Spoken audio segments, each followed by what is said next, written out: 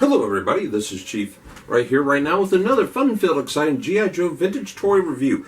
As we're going to review all the different action figures from the 1980s, from the Sunbow series, the animated series. I also have a few from the comic book series as well. But we're going to stick with my collection that I currently have. We're also going to be looking at rock and roll today, so get ready, we're going to rock on. Everybody together? Say, yo, Joe. Did you say it? Clutch, come on. I thought you fixed us by now. Okay, ladies and gentlemen, thank you for viewing this today. We're reviewing Rock and Roll from 1983. It was first available in 1982 as a straight arm version, which he only had a hinge only at the elbow and wasn't able to move at the bicep. He was available from 1983 till 1984 on store shelves.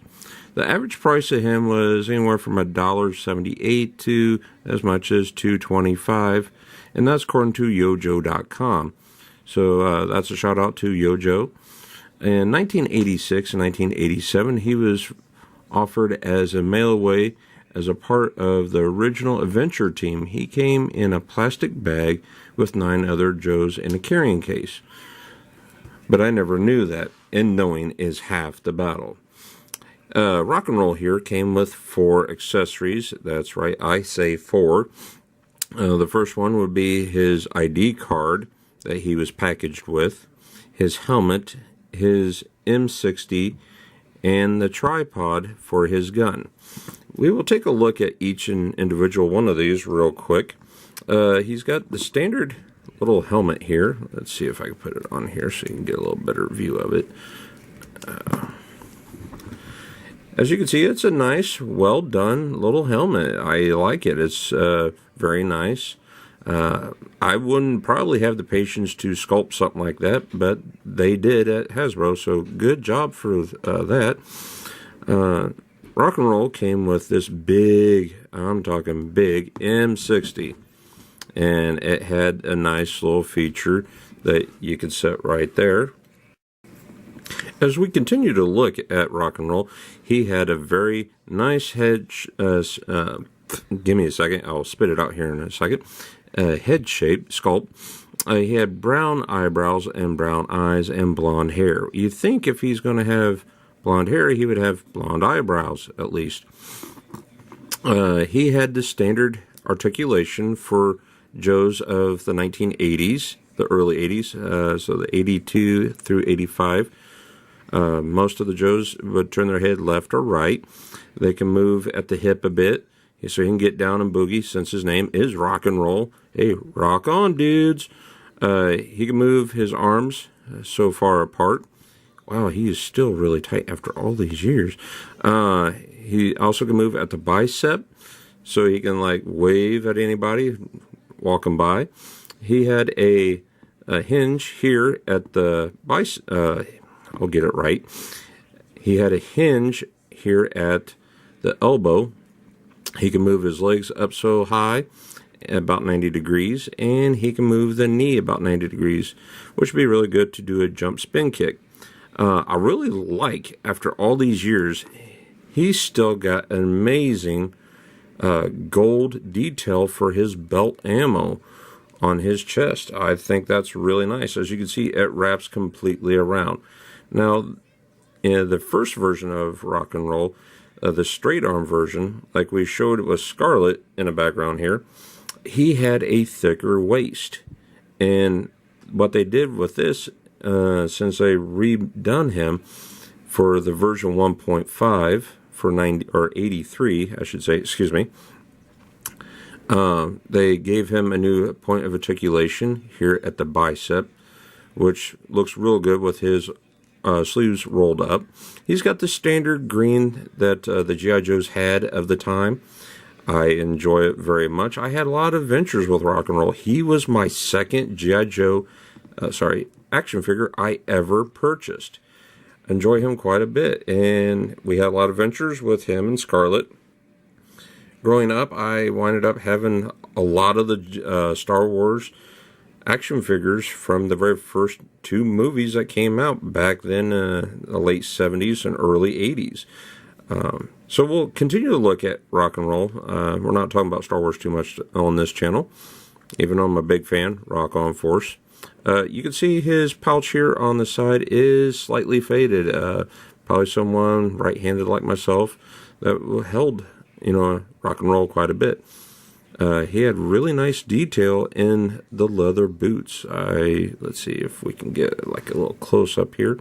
Now his foot pegs, the holes for his foot peg, let's see if I can show this here and demonstrate, is just a bit too small for the peg to fit in for some reason.